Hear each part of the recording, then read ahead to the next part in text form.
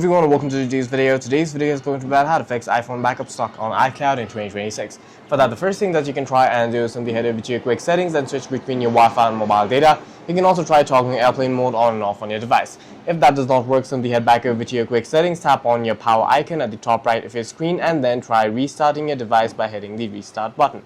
If that too does not work, what you can do is simply head over to your device settings. Once you're inside your device settings, what you'll have to do is head over to general. Once you're inside general, you'll have to scroll down and then tap on transfer or reset iPhone, hit reset, and then hit reset network settings.